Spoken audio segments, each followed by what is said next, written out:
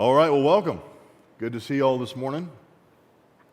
We're going to begin here in Numbers 13, which is where we are at. I told you that Numbers was going to get better. Yes? I told you that over and over and over when we were counting grain, right?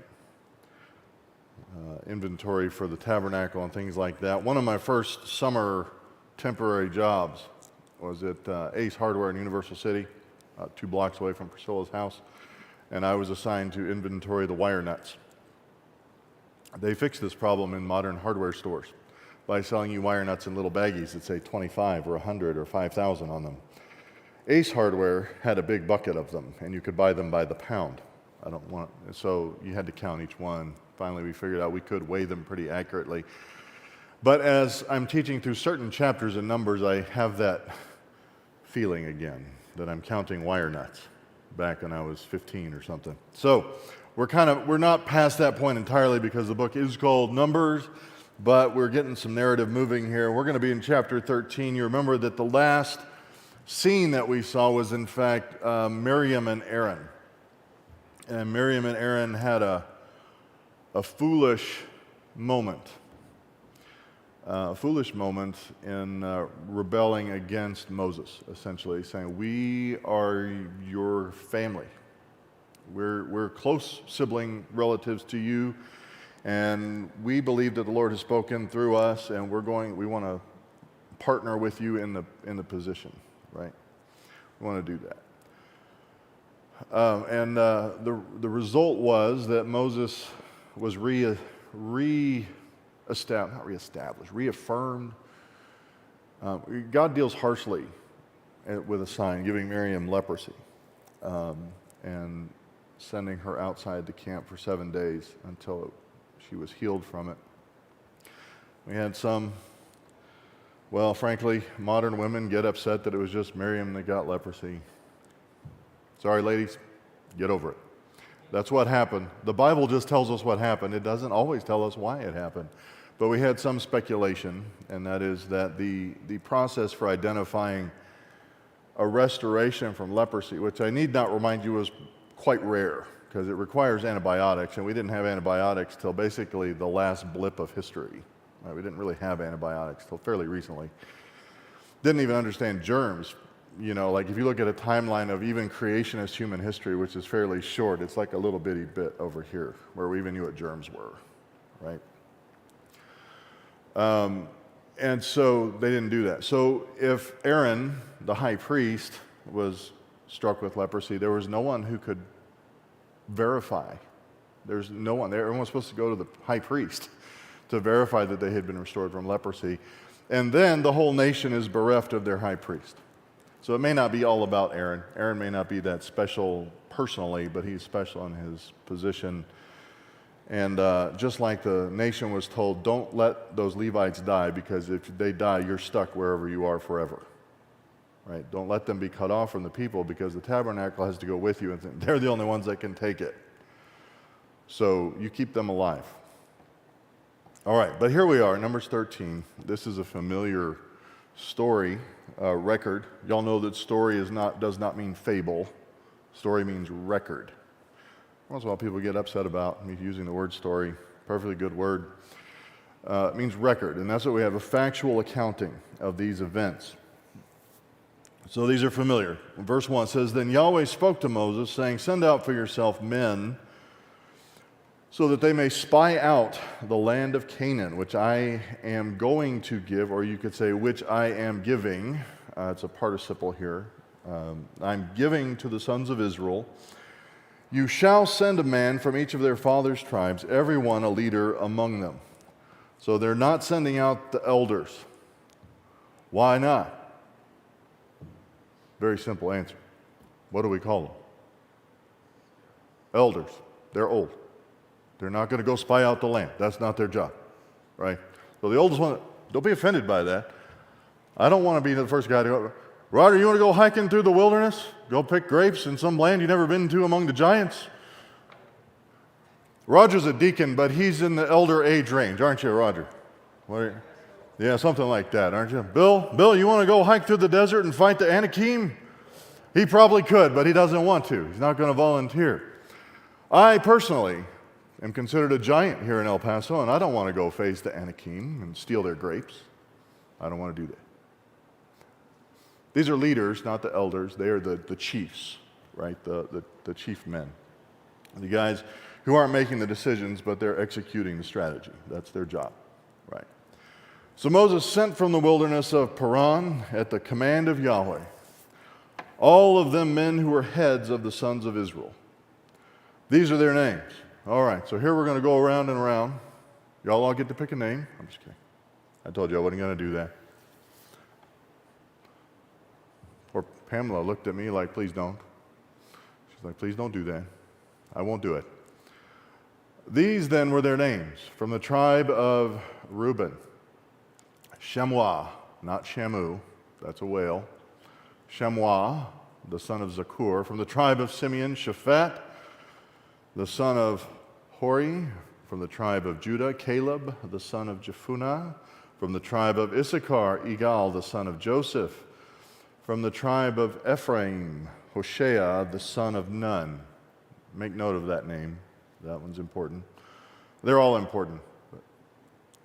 From the tribe of Benjamin, Palti, the son of Raphu. From the tribe of Zebulun, Gadiel, the son of Sodi. From the tribe of Joseph. From the tribe of Manasseh, because those are one tribe together, Gadi, the son of Susi. From the tribe of Dan, Amiel, the son of Gemali. From the tribe of Asher, Sether, the son of Michael. From the tribe of Naphtali, Navi, the son of Vophshi. From the tribe of Gad, Geul, the son of Maki.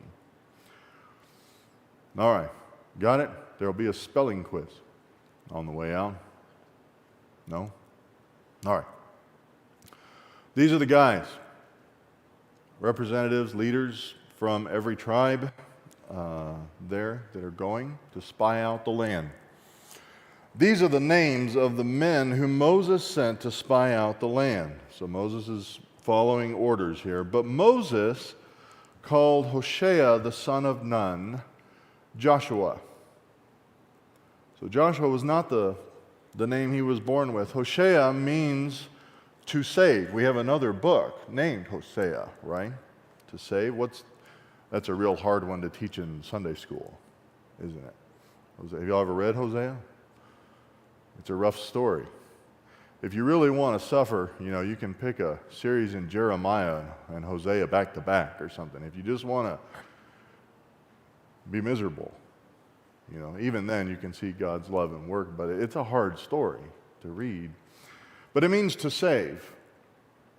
And Moses just like, you know what, that's a cool name and all, but I'm going to add something to it. And so he changes it. He just adds some letters to it. Calls it Yehoshua, God saves, Yahweh saves. And so there is a foreshadowing, I want to say a premonition, but a foreshadowing of Joshua's role here. That since he was a youth, he was Moses' man, his assistant, a young man. But he going into the land is representative of Moses going in and of being saved from Egypt, being saved from an absence from their inheritance. And when Moses sent them, verse 17, to spy out the land of Canaan, he said to them, go up there into the Negev, then go up into the hill country. Just like to say those words, the hill country. This isn't the same hill country. It's starting to look like it, though. One of the biggest crops they've started to plant in the hill country is olives, because they decided that peaches and grapes were too big a drama queens, and you can't kill an olive if you try. So they decided to get rid of the drama queens and start planting olives all over in Dripping Springs, and so that's been a good choice for them economically. And pomegranates. So we're going to talk about pomegranates and figs and olives and grapes and all that, yeah. Starting to kind of look similar. Go up to the hill country. See what the land is like. See what it's like, and whether the people who live in it are strong or weak, whether they are few or many.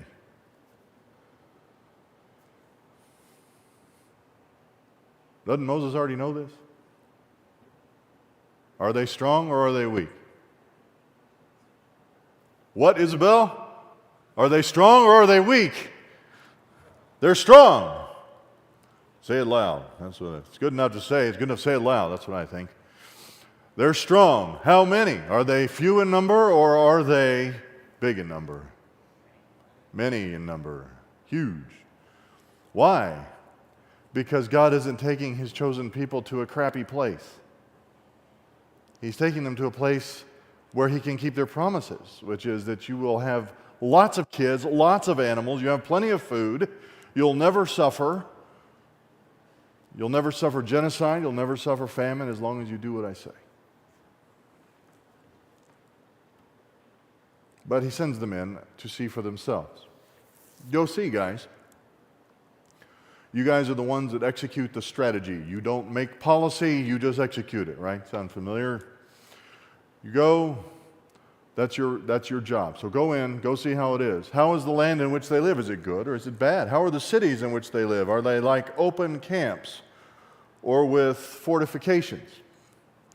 Are they walled cities? Well, we know at least one, right, was a walled city, Jericho. How is the land? Is it fat or is it lean? Fat used to be a bad word when I was taught Sunday school.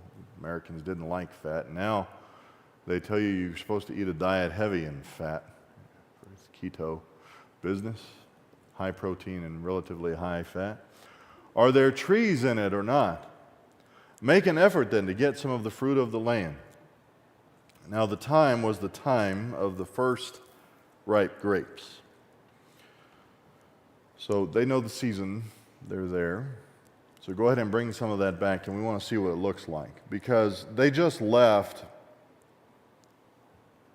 Egypt, right? And Egypt was at that time basically the breadbasket of its region, of the area. They exported more food.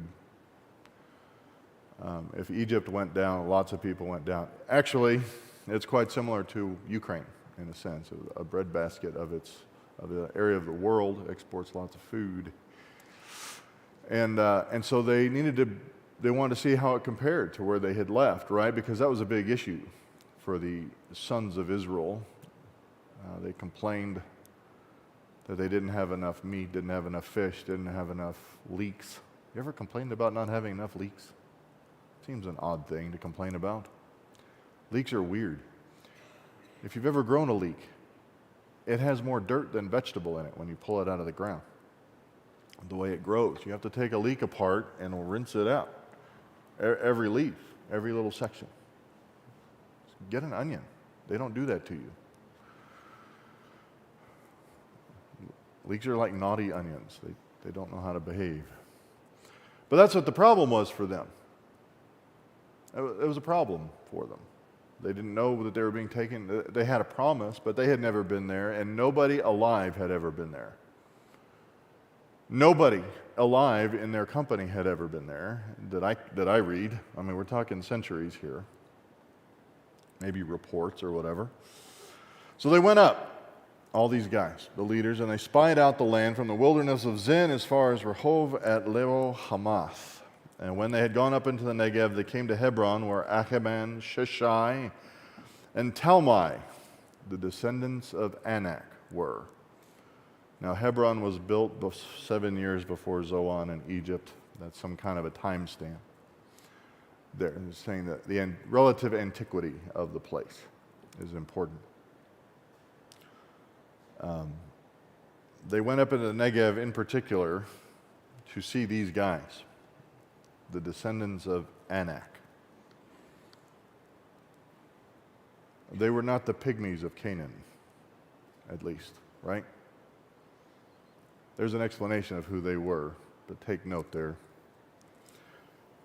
They're going to go see these guys. And then they came to the Valley of Eshkol, and from there cut down a branch with a single cluster of grapes, and they carried it on a pole between two men with some of the pomegranates and the figs. Oh, we even got it right here. Tammy, you're right on top of it. I have forgotten that I put these pictures on here. You know, yesterday I spent all day cooking a whole pig, and when I got done, I felt like I had been the one that was barbecued. It was a nice weather, but I haven't been out in the sun that long for a while. This is similar to the illustration that I remember in my children's picture Bible of people carrying grapes. This is what it looks like. What this reminds me of is the first time that I saw an actual bunch of bananas, right?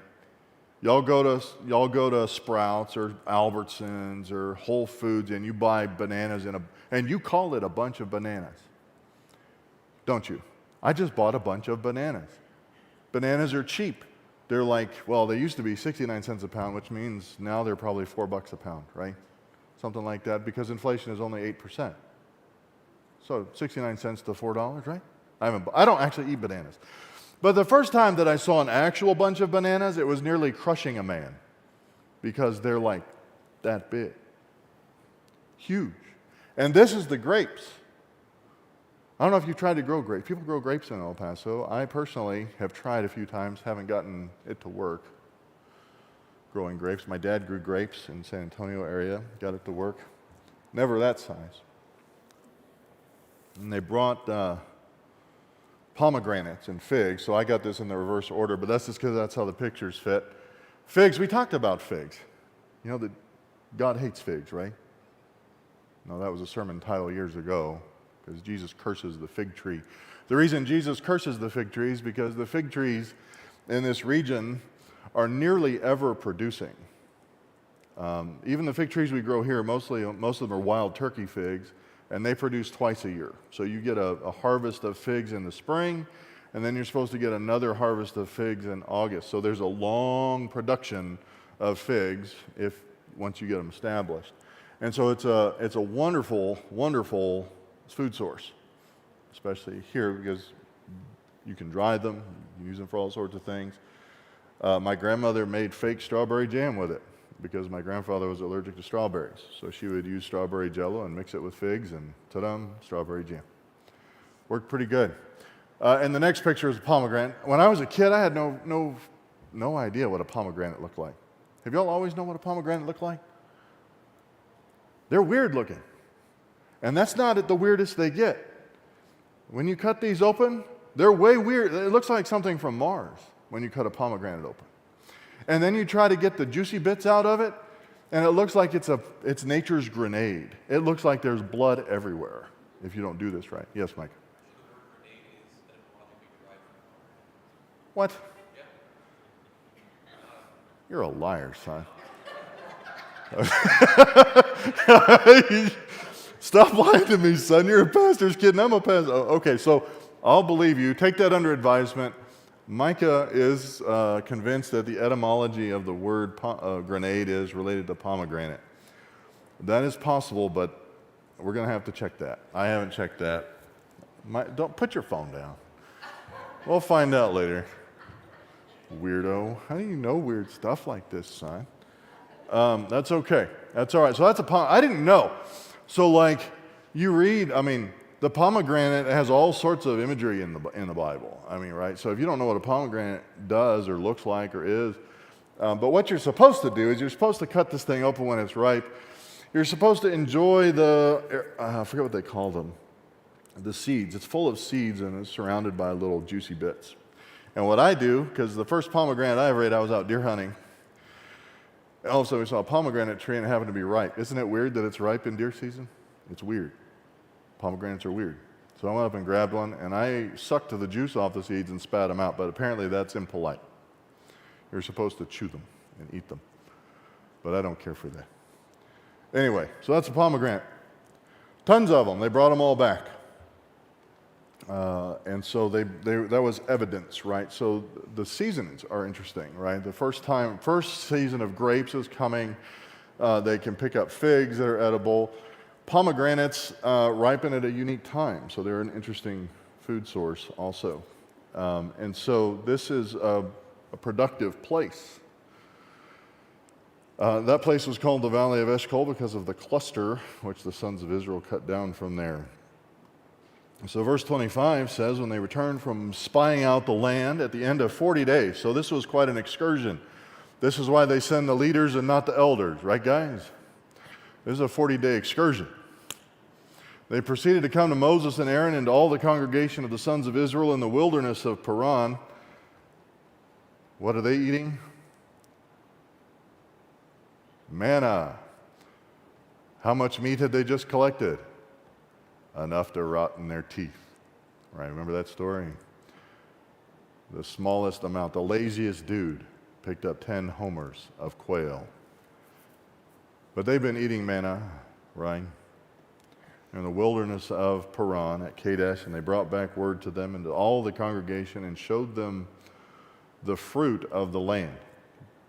Thus they told him and said, we went into the land where you sent us, and it certainly does flow with milk and honey, and this is its fruit. So in order to have honey, what do you need? What is this? You all know what this is? Not a pomegranate. This is about 45 to 50,000 bees in a ball hanging on a bush at Fort Bliss at a colonel's residence that I picked up last year. Evidently, he wanted to have them removed. When I sit at a colonel or a general's house, they say, please move quickly. And so I did. In fact, later on that year, this swarm, we didn't realize it came out of a tree in his front yard, so there were still bees in his front yard. But we got this swarm out of there, 45 to 50,000 bees. And so, y'all know that honeybees all come from this region that we're talking about, as well as Africa originally, and there's a European variety, but most of them originated here. In order to have much of the pollination that takes place, you need to have these. Figs are an exception. Figs are pollinated by a wasp that dies in the process. You don't see a fig flower, but if you want to have a land flowing with honey, you have to have a lot of bees, because one bee produces 1/12 of 1 teaspoon of honey in its entire life. 1/12 of 1 teaspoon of honey does not flow much, right? So you have to have a lot. People complain to me sometimes that I sell honey for $10 a pound. You guys are almost stealing honey for $10 a pound with as much work as it takes those bees to make it. And then it's flowing with milk. What do you think of when you hear milk? You're wrong. Most of the time, cows were meat animals. Cows are ornery. Goats are ornery too, but cows are ornery and big and dangerous. Some redneck friends of mine down in East Texas have actually, this is a church event. So you guys, I'm pretty tame, right? We roast the animal. Some of these church events, they have like a cowboy church, a little rodeo, right? And they have a wild cow milking. Anybody ever milked a cow? Have you ever, okay, Bill's milked a cow. Have you ever milked a cow that had never been milked before, Bill? I'm sure it's exciting. Right, but that's not what they used for milk. This right here was our original milk goats that we had down in Spring Branch. Right here, this is my lovely wife. I think this is, I don't know which one's which. This is Bella and Casey. These are our 2 milk goats. I bought them on a Saturday in a rainstorm on daylight savings weekend with no milking stand and no shed, and brought them home in the back of a van. Life with me is exciting. Yes, Michael. You're welcome. Guys, I'm the dad of the century. I'm just trying to prepare people for the unexpected in life. And my son's first and foremost. But here, my lovely wife, Priscilla, is out milking one of Bella or Casey, and here's little Thaddy Cakes. Here, Thaddy Cakes used to like the animals. Now he's tired of the animals. But this is Bella and Casey. Bella and Casey were really spoiled. You could stand, Simeon used to stand out on the front porch of our house in Spring Branch and go, "Goat! Goat!" And they'd go, "Goat!" back at him. They were so used to people. It's actually kind of an irritation, right? Because, sometimes you need to eat these things, right? Eventually. But this is what most of the world talks about when they talk about milk. Most of the world doesn't feed something as big as a cow. They don't wrestle something as big as a cow. And they don't want 6 gallons of milk at a milking that they have no refrigeration for. All right? Do I have I have one more goat picture, Tammy. Everybody wants to see this goat picture. Aww, it's a baby goat. You can't maybe see it as well. He's sitting on a brown towel. This was our temporary house goat. Sorry. I said this. No, I didn't. Okay, whatever. It's a she. This goat lived in our house for a while because its mother rejected it. And we had Gracie. Priscilla has graduated from milking the goats, and Gracie is now our milkmaid. Gracie raised this goat. Now we don't call it a house goat, we call it a fat goat, because bottle baby goats get fat. So this is what they saw. They saw pomegranates, they saw grapes, they saw figs, and bees, honey, and milk. So milk is a cultivation, right? So not everywhere. I speak from experience and tell you that bees thrive on their own. They thrive in the desert. They reproduce on their own. They create their own survivor stock.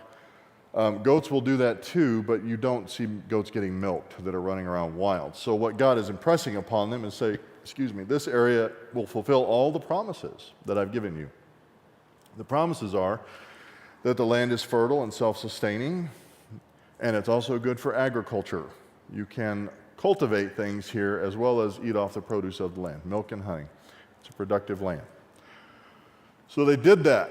They said, it is indeed flowing with milk and honey, and this is its produce. Nevertheless, there's always a but, right? It's a great place. Nevertheless, the people who live in the land are strong, and the cities are fortified and very large. And moreover, we saw the descendants of Anak there. Amalek is living in the land of the Negev, and the Hittites and the Jebusites and the Amorites are living in the hill country, and the Canaanites are living by the sea and by the side of the Jordan. They're everywhere. They're all over.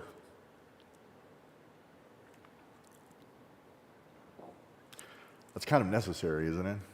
If you're going to have all this agriculture going on, you've got to have people in order to do that. It kind of is self-fulfilling, cyclical.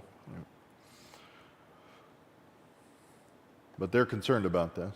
Then Caleb quieted the people before Moses and said, we should by all means go up and take possession of it, for we will surely overcome it. I like Caleb.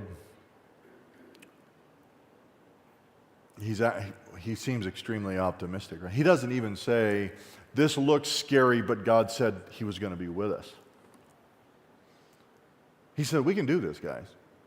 We can do that. Now, of course, he's a godly man, and Moses has delegated him to do that. That's the underpinnings of what he said, I think. But he says, we can do this. But the men who had gone up with him said, we're not able to go up against the people. They're too strong for us. Can I say that in a weaker way?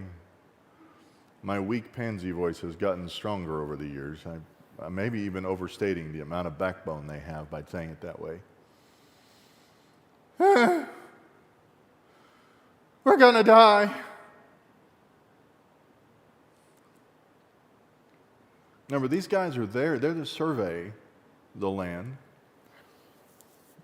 strategize, perhaps, to be able to give a report. Moses did not send them out to scare the people. He sent them out to say, come back with a report and tell us how we're going to embrace God's promise here, really. Oh, they're too strong. So they gave out to the sons of Israel a bad report of the land which they had spied out. The land through which we have gone, in spying it out, is a land that devours its inhabitants. And all the people whom we saw in it are men of great size. There are also, we saw, the Nephilim. The sons of Anak are part of the Nephilim. And we became like grasshoppers in our own sight. And so we were in their sight.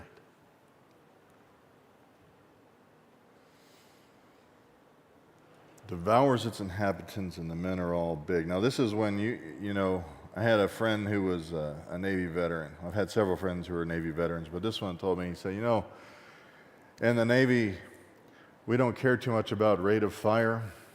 We throw a big shell miles and miles and miles and go get a cup of coffee and come shoot the next one. That's what we do. Ancient warfare was arm's length. So the length of your arm mattered, right? I try to describe to people when I'm doing a bee removal and it's in their soffit, and I'm trying to explain to them the difference. We always prefer to work outside because there may be 80,000 singing insects in there, and we don't want them in your living room. But if I can't reach them, then we have to go cut your ceiling open. That's just how it is. The reach of your arm is important in this kind of warfare, and their arm reaches further than Israel's. It's a very pragmatic thing, right? They gave him a bad report. And the men are of great size. I can't tell you how many times I have played a son of Anak in different skits. I would be like the son of Anak's dwarf little brother. I've always been Goliath. Every orphanage I've gone to in Mexico, they have always, somehow, it always comes to mind that we're going to do the skit of David and Goliath. And guess who gets the flint in the forehead? I'm not a giant, people. I can't buy britches in El Paso, but I'm not a giant. They don't stock pants in my size in El Paso, lengthwise. You can buy a 74 waist just about anywhere, but you can't buy a 40 inseam. Don't know how that rolls. The sons of Anak. Who are the Nephilim? Oh, this is another one we get at ordination councils. Chuckleheads. Who are the Nephilim? Where do we read about the Nephilim? Genesis 6. There's a little bit of an event that happens between Genesis 6 and Numbers 13, isn't there? A little universal event, a little global event, right? What was it? The flood. Who survived the flood? Noah the Nephilim? No, specifically not the Nephilim. It's interesting, isn't it? So how many Nephilim died in Genesis during the flood? All of them. 8 people survived in the ark along with a bunch of animals. Genesis 9 we read in our Triple B last night, which was awesome, right guys? If you were there. That God ordained that men would be fishermen and hunters, ladies. So you have to allow us to do that. He said he's given you the fear of all these animals will be directed towards you. They're going to fear you, and so you're going to have to go hunt, and you're going to have to go fish. They're not going to jump into your boat unless you're Jesus, right? They're not going to do that. You're going to have to go hunt them, and you're going to have to go fish them, but you can eat them all. And as we were eating a roast pig, we thought that were relevant, right? Why can we eat a roast pig, but the Messianic congregation down the road won't eat a roasted pig? Well, God declared all of those things to be food. So things changed after the flood, but in the land of Canaan, there are people of the lineage of the Nephilim. How did that happen? How did they get shared DNA?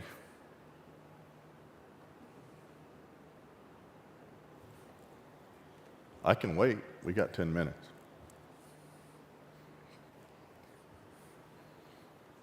I'm sorry?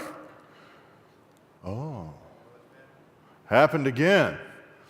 All humanity except for the 8 in the ark were killed, right? If we read the Bible the way it's written. I'm not going liberal here, and we read it the way it's written. Only 8 people survived. My understanding is that the reason that they were blameless and holy before the Lord is that they were unhybridized with angelic DNA. Okay, now some people are going to start thinking I'm a real kook here. If you don't read the Bible for what it says, guys, and I think it does say this, then we have a problem. The Bible also says, now they don't say this is DNA, but how do you get somebody? I mean, they weren't adopted by the Nephilim. There was no one to adopt them. They had genetic material that was shared with Anak and Nephilim. The only way that you can get that source is angelically, because there was no angelic hybridization that survived the flood. Am I right? Are you following me here? Am I wrong? Am I missing something? So the only way you get somebody that's related to the Nephilim is through angelic hybridization with humanity again. And they're giants. You ever wonder why mythology universally has giants in it? Because they walked on the face of the earth. So we have these guys there. How many times did that happen? I don't know. But in a Baptist church, this makes a tradition, right? That's the joke. If you're a Baptist, you do something twice, it's a tradition. Y'all were Baptists, weren't you, Ferguson? Is that correct? It's reasonably accurate. Bible churches, we only do it 3 times, and then it's a tradition.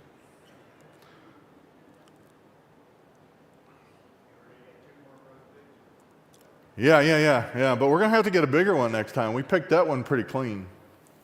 The 32-pounder. So they go into the land and they got these giants. That's a real problem if you're going to go fight a giant with a sword. I have a 36.5-inch sleeve on my shirt. If somebody with a 48.5-inch sleeve on his shirt comes with me with an equal length sword, I have a problem. Y'all have kid brothers? Your kid brother ever tried to headbutt you? No? Y'all had nice kid brothers. You ever take your kid brother and just stick your hand out and hold his head down so he can't move? You haven't lived. It's the most humorous thing ever. The people are being told, go conquer those dudes that can do that to you. They don't need a shield wall. They don't need walls around you. They don't need weapons. They just squash you. Sometimes people misquote this and say that we were like grasshoppers in their sight. The first observation is all of a sudden we felt like grasshoppers. We felt like we were the chicken food of the land of Canaan running around among these giants. Because they were Nephilim. At least a good portion of them were.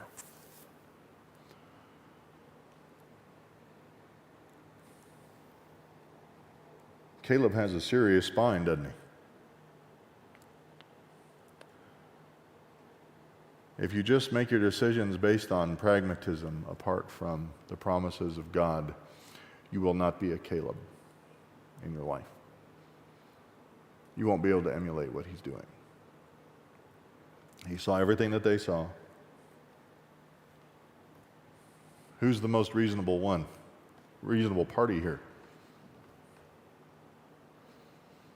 The 10. They're very reasonable. Just being pragmatic. Think about the option. What has happened in the history of their exodus now? Did they leave Egypt on good terms? We actually asked that question when we give people a member information sheet at El Paso Bible Church. A member information sheet. We asked, what church did you last attend? And did you leave on good terms? Very few people even answer that question. Very few. There's only been a handful that have said no, and the ones that have said no give no explanation.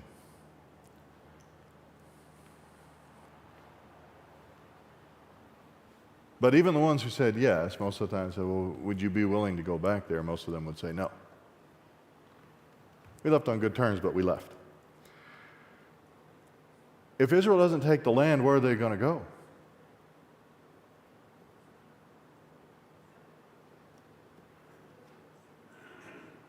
Y'all have driven to Albuquerque, right? Albuquerque's all right. Las Cruces is all right. Between it, it's not all right. And that's where they're going to live. I mean, roughly, the wilderness. That's it. If you've got to squat somewhere, if you're not going to embrace the promise that God gave you to take this land for you and your sons after them, that's what you get. You've got to go in and take the land because you're not going back to Egypt. That ship has sailed when, when Pharaoh and his army got killed in the Red Sea and didn't go home. That ship sailed.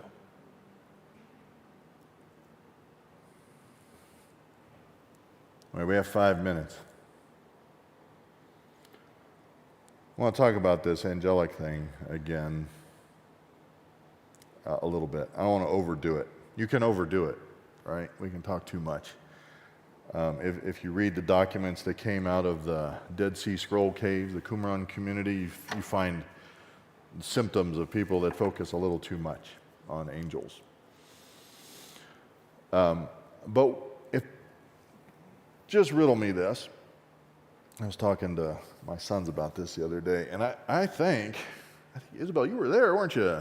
Were you over for lunch that day? We were talking about this a little bit. Someone was asking about technology in the ancient world.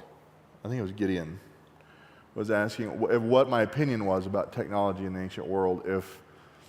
Because the natural assumption is that it's been a linear progression, right? That somebody started out with fire and a wheel, and now Elon Musk is going to Mars. Is anything in life that simple? I don't think so. We find stuff archaeologically, and we're like, what were they doing? It was like me going into my dad's house after he passed away, and I found 14 experiments going on. And I'm like, Dad, I don't know what you were doing, but this is impressive. And that's basically what we do when we find things like this in the ancient world. It's not a natural progression.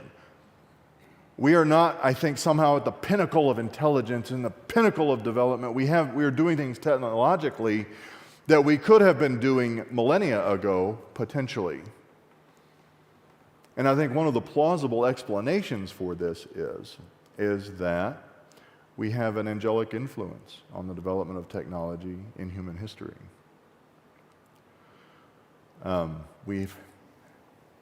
Why was Canaan such a great place?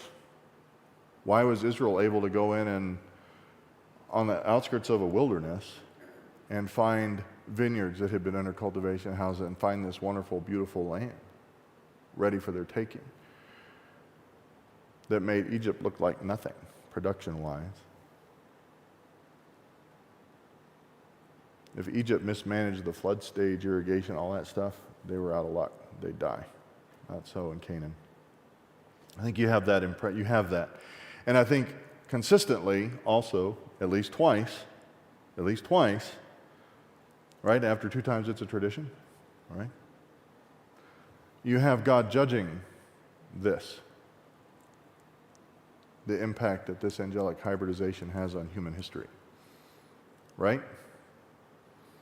That's what's happening here. Israel is supposed to go into Canaan. What are they supposed to do in Canaan? Destroy them all, man, woman, and child. That sound familiar? Sounds like what the flood did, right? It destroyed everybody. Now, the problem was very widespread in the flood. It's localized here.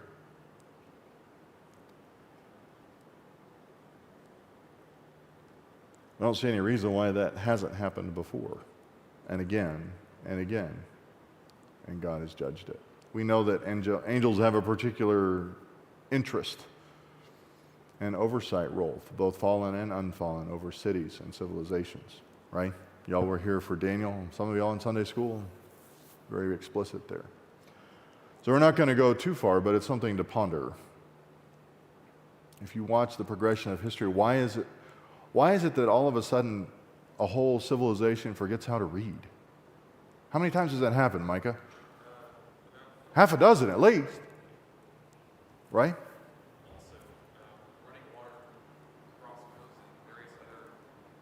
Yeah, how did people forget it wasn't good to poop in your drinking water? Civilization has lost that realization multiple times. Engineering-wise. Okay, Micah. You need a microphone, son? Running water crossbows and actually flamethrowers.